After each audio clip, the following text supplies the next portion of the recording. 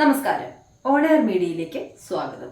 തെറ്റുകൾ തനിക്കും സംഭവിച്ചിട്ടുണ്ടാകാമെന്നും താൻ ദൈവമല്ല മനുഷ്യനാണെന്നും പ്രധാനമന്ത്രി നരേന്ദ്രമോദി. സെറോദയുടെ സഹസ്ഥാപകൻ നിഖിൽ കാമത്തുമായി നടത്തിയ പോഡ്കാസ്റ്റിലാണ് പ്രധാനമന്ത്രി ഇങ്ങനെ പ്രതികരിച്ചത്. പല വിഷയങ്ങളിലും തുറന്നു സംസാരിച്ച തന്റെ ആദ്യ പോഡ്കാസ്റ്റാണിതെന്ന് പ്രധാനമന്ത്രി പറഞ്ഞു. മലയാളത്തിന്റെ ഭാവഗായകൻ പി ജയചന്ദ്രന്റെ നിര്യാണത്തിൽ അനുശോചനം രേഖപ്പെടുത്തി പ്രധാനമന്ത്രി നരേന്ദ്രമോദി. ഇതിഹാസ ശബ്ദം കൊണ്ട് അനുഗ്രഹീതമായ ജീവിതമായിരുന്നു ജയചന്ദ്രന്റേതെന്ന് അദ്ദേഹം അനുശോചനക്കുറിപ്പിൽ പറഞ്ഞു. വ്യത്യസ്ത ഭാഷകളിലായി അദ്ദേഹം ആലപിച്ച ഗാനങ്ങൾ വരും തലമുറകളുടെ ഹൃദയങ്ങളെയും സ്പർശിക്കും. ജയചന്ദ്രന്റെ വിയോഗത്തിൽ ദുഃഖമുണ്ടെന്നും കുടുംബത്തിന്റെയും ആരാധകരുടെയും വിഷമത്തിൽ പങ്കുചേരുന്നുവെന്നും അദ്ദേഹം പറഞ്ഞു.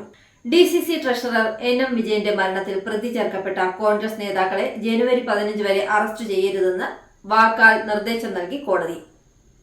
വയനാട് പ്രിൻസിപ്പൽ സെഷൻസ് കോടതിയുടേതാണ് നിർദ്ദേശം.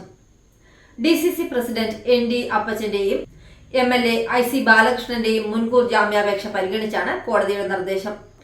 നടി ഹണി റോസിനെതിരെ ലൈംഗികാധിക്ഷേപ പരാമർശം നടത്തിയതിന് റിമാൻഡിലായ വ്യവസായി ബോബി ചെമ്മണ്ണൂർ ജയിലിൽ തുടരും. ജാമ്യ ഹർജി പരിഗണിക്കുന്നത് ചൊവ്വാഴ്ചത്തേക്ക് മാറ്റി. Ernakulam judicial first class magistrate കോടതി ജാമ്യം നിഷേധിച്ചതോടെയാണ് ഹൈക്കോടതിയിൽ ബോബി ചെമ്മണ്ണൂർ ജാമ്യാപേക്ഷ നൽകിയത്. നടിയോട് മോശമായി പെരുമാറിയിട്ടില്ലെന്നും തനിക്കെതിരെ ആരോപിച്ചിരിക്കുന്ന കുറ്റങ്ങൾ നിലനിൽക്കുന്നതല്ലെന്നും മജിസ്ട്രേറ്റ് കോടതി താൻ ഹാജരാക്കിയ രേഖകൾ കൃത്യമായി പരിശോധിച്ചില്ലെന്നും ബോബി ചെമ്മണ്ണൂർ കോടതിയെ അറിയിച്ചു. എന്നാൽ അടിയന്തരമായി ഹർജി പരിഗണിക്കേണ്ട എന്ത് സാഹചര്യമാണ് ഉള്ളതെന്ന് ചോദിച്ച ഹൈക്കോടതി പൊതുവിടത്തിൽ സംസാരിക്കുമ്പോൾ ശ്രദ്ധിക്കേണ്ടതെന്നും ആരാഞ്ഞു. സംസ്ഥാന സ്കൂൾ കലോത്സവ റിപ്പോർട്ടിംഗുമായി ബന്ധപ്പെട്ട റിപ്പോർട്ടർ ചാനലിനെതിരെ ബാലാവകാശ കമ്മീഷൻ സ്വമേധയാ കേസെടുത്തു. കലോത്സവ റിപ്പോർട്ടിംഗിൽ ദ്വയാർത്ഥ പ്രയോഗം നടത്തിയതിനാണ് കേസെടുത്തത്. സംസ്ഥാന സ്കൂൾ കലോത്സവവുമായി ബന്ധപ്പെട്ട വാർത്താ അവതരണത്തിൽ ഡോക്ടർ അരുൺകുമാർ സഭ്യമല്ലാത്ത ഭാഷയിൽ ദ്വയാർത്ഥ പ്രയോഗം നടത്തിയതുമായി ബന്ധപ്പെട്ടാണ് സ്വമേധയാ കേസെടുത്തതെന്ന് ബാലാവകാശ commission chairperson KV Manoj Kumar അറിയിച്ചു. കലോത്സവത്തിൽ പങ്കെടുത്ത ഒപ്പന ടീമിൽ മണവാട്ടിയായി വേഷമിട്ട പെൺകുട്ടിയോട് റിപ്പോർട്ടർ ചാനലിലെ റിപ്പോർട്ടർ ഷാബാസ് നടത്തുന്ന സംഭാഷണത്തിന്മേലാണ് ദ്വയാർത്ഥ പ്രയോഗം. വയനാട് കോൺഗ്രസിൽ വൻ പ്രതിസന്ധി. പ്രബലരായ 2 നേതാക്കൾ പ്രതികളായതോടെ ജില്ലയിലെ പാർട്ടി പ്രതിസന്ധിയിലായി. രാഷ്ട്രീയ സാഹചര്യം ചർച്ച ചെയ്യാൻ യോഗം വിളിക്കാൻ പോലും ആളില്ലാത്ത സ്ഥിതിയിലാണ് DCC ഓഫീസ്. പ്രതിസന്ധി കടക്കുമ്പോഴും ഒരു വിഭാഗം പ്രതിരോധിക്കാതെ മാറി നിൽക്കുകയാണ്. സംഭവത്തിൽ പ്രിയങ്ക ഗാന്ധി പ്രതികരിക്കാൻ തയ്യാറായിട്ടില്ല. സംഘപരിവാറുമായി തുറന്ന സഖ്യത്തിന് UDF ശ്രമിക്കുന്നുവെന്ന് പിണറായി വിജയൻ. കോ-ലീ-ബി സഖ്യം ജനം മറന്നിട്ടില്ലെന്നും നിയമത്ത് BJP ജയിച്ചത് കോൺഗ്രസ് വോട്ട് കൊണ്ടാണെന്നും 4 വോട്ടിനു വേണ്ടി രാഷ്ട്രീയ ചെറ്റത്തരം LDF കാട്ടില്ലെന്നും പിണറായി വിജയൻ പറഞ്ഞു. ഒരു വർഗീയ ശക്തികളുമായി സഖ്യത്തിനില്ലെന്നും CPM ആലപ്പുഴ ജില്ലാ സമ്മേളനം ഉദ്ഘാടനം ചെയ്ത് സംസാരിക്കവേ അദ്ദേഹം പറഞ്ഞു. UGC കരട് ചട്ടങ്ങൾക്കെതിരെയും മുൻ ഗവർണർക്കെതിരെയും വിമർശനവുമായി രംഗത്തെത്തിയ മുഖ്യമന്ത്രി പിണറായി വിജയന് മറുപടിയുമായി കേരള ഗവർണർ രാജേന്ദ്ര വിശ്വനാഥ് അർലേക്കർ. സംസ്ഥാനത്തെ ഉന്നത വിദ്യാഭ്യാസത്തിന്റെ കാര്യത്തിൽ ചുമതല ഗവർണർക്കാണെന്നും ഇതിൽ 2 അഭിപ്രായത്തിന്റെ കാര്യമില്ലെന്നും അർലേക്കർ പറഞ്ഞു. BP അങ്ങാടി വലിയ നേർച്ചയുടെ സമാപന ദിനത്തിൽ ഇടഞ്ഞ ആന തുമ്പിക്കൈയിൽ തൂക്കിയെറിഞ്ഞതിനെ തുടർന്ന് ഗുരുതരാവസ്ഥയിലിരുന്നയാൾ മരിച്ചു. തിരൂർ ഏഴൂർ സ്വദേശിയും പാചകക്കാരനുമായ തിരൂർ ബോയ്സ് ഹയർ സെക്കൻഡറി സ്കൂളിന് സമീപം താമസിക്കുന്ന പൊട്ടച്ചോലേപ്പടി കൃഷ്ണൻകുട്ടിയാണ് മരിച്ചത്. 55 വയസ്സായിരുന്നു. ലീഗ് പ്രവർത്തകനായിരുന്ന കൊല്ലപ്പെട്ട ഒതായി മനാഫിന്റെ കുടുംബം PV അൻവറിന്റെ മുന്നണി പ്രവേശനത്തിനെതിരെ പാണക്കാട് സാദിഖലി തങ്ങൾക്ക് കത്ത് നൽകി. തങ്ങളെ നേരിട്ട് കണ്ടാണ് കുടുംബാംഗങ്ങൾ ആശങ്കകൾ ചൂണ്ടിക്കാട്ടിയുള്ള കത്ത് കൈമാറിയത്. മുസ്ലിം ലീഗ് ഉയർത്തിപ്പിടിക്കുന്ന മാനവികതയ്ക്ക് എതിരെ നിൽക്കുന്ന ആളാണ് അൻവർ എന്ന് കത്തിൽ കുറ്റപ്പെടുത്തുന്നു. മദ്യനിരോധനമല്ല മദ്യവർജനമാണ് പാർട്ടി നയമെന്ന് CPI സംസ്ഥാന സെക്രട്ടറി ബിനോയ് വിശ്വം. കമ്മ്യൂണിസ്റ്റുകാർ പരസ്യമായി മദ്യപിച്ച് 4 കാലിൽ വരാൻ പാടില്ലെന്നും മദ്യപാനശീലമുണ്ടെങ്കിൽ വീട്ടിൽ വച്ചായിക്കോ എന്നും വാർത്താ സമ്മേളനത്തിൽ ബിനോയ് വിശ്വം വിശദീകരിച്ചു. റൺവേ നവീകരിക്കുന്നതിന്റെ ഭാഗമായി തിരുവനന്തപുരം അന്താരാഷ്ട്ര വിമാനത്താവളത്തിൽ വിമാന സർവീസ് പുനഃക്രമീകരിക്കും. റൺവേയുടെ റീകാർപ്പറ്റിംഗ് അടക്കമുള്ള നവീകരണ പദ്ധതി ജനുവരി 14 മുതൽ തുടങ്ങുന്നത് കണക്കിലെടുത്ത് രാവിലെ 9 മുതൽ വൈകിട്ട് 6 വരെ റൺവേ അടച്ചിടും. ഈ സമയത്തുള്ള വിമാന സർവീസുകളുടെ സമയമാണ് പുനഃക്രമീകരിച്ചത്. മകരവിളക്കിനൊരുങ്ങി ശബരിമല. ഒരുക്കങ്ങൾ അവസാന ഘട്ടത്തിലാണ്. തിരക്ക് മുന്നിൽ കണ്ട് തീർത്ഥാടകർക്കായി ഇത്തവണ കൂടുതൽ നിയന്ത്രണങ്ങളും ക്രമീകരണങ്ങളും ഏർപ്പെടുത്തിയിട്ടുണ്ട്. ജനുവരി 14 ചൊവ്വാഴ്ചയാണ് മകരവിളക്ക്. നാളെ മുതൽ കാനനപാത വഴി സന്നിധാനത്തേക്ക് ഭക്തരെ കടത്തിവിടില്ല.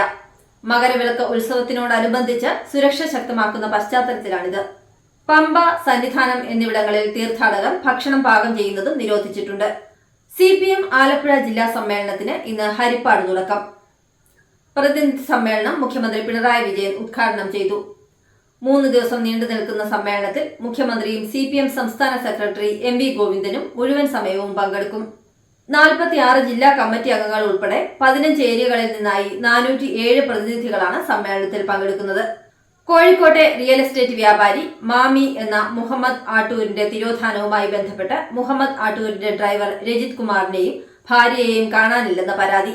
കുടുംബം നടക്കാവ് പോലീസിലാണ് പരാതി നൽകിയിരിക്കുന്നത്. മാമി തിരോധാന കേസിൽ ക്രൈംബ്രാഞ്ച് ചോദ്യം ചെയ്ത ശേഷം ഡ്രൈവർ രജിത്തും ഭാര്യ തുഷാരയും വീട്ടിൽ തിരിച്ചെത്തിയില്ലെന്ന് തുഷാരയുടെ സഹോദരൻ സുമൽജിത്ത്. സഹോദരിയെയും ഭർത്താവിനെയും ക്രൈംബ്രാഞ്ച് മാനസികമായി പീഡിപ്പിച്ചിരുന്നതായും സുമൽജിത്ത് ആരോപിച്ചു.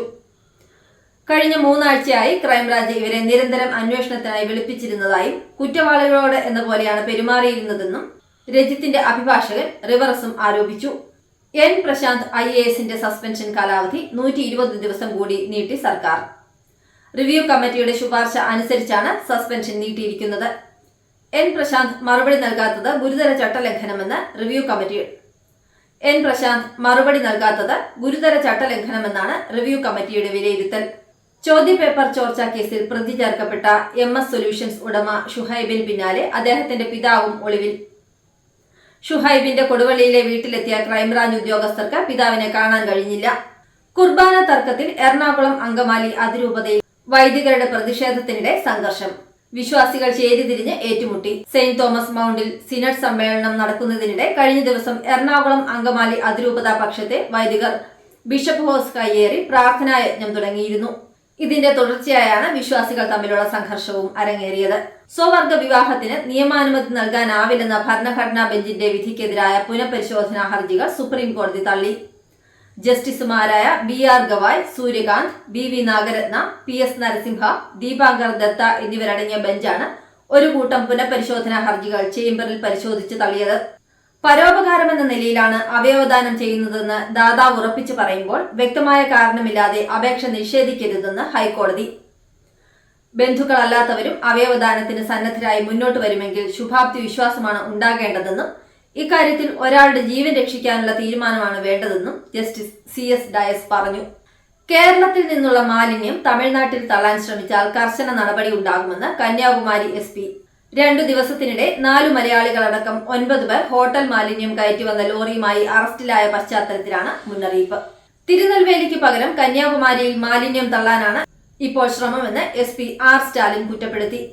ബീഫ് വിൽക്കുന്നതിനെതിരെ കോയമ്പത്തൂർ ഉദയംപാളയത്തെ തട്ടുകടയിലെത്തി BJP നേതാവ് ഭീഷണിപ്പെടുത്തിയെന്ന് പരാതി.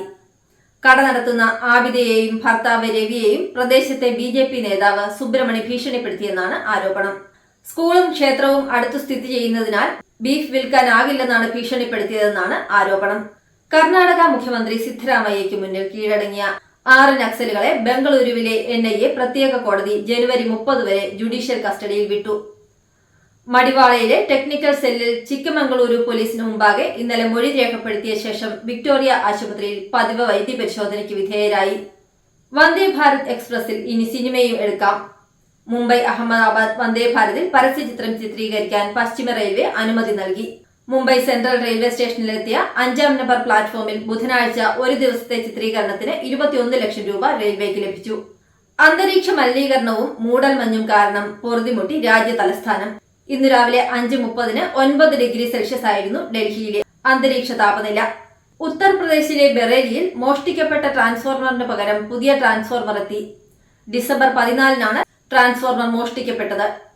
വൈദ്യുതി ഇല്ലാതെ 25 ദിവസത്തോളം കൊടും തണുപ്പിൽ കഴിഞ്ഞ സൊറാഹ ഗ്രാമത്തിന്റെ ദുരവസ്ഥ മാധ്യമങ്ങൾ നിരന്തരമായി റിപ്പോർട്ട് ചെയ്തതിനു ശേഷമാണ് പുതിയ ട്രാൻസ്ഫോർമർ എത്തിക്കാൻ അധികൃതർ തയ്യാറായത്.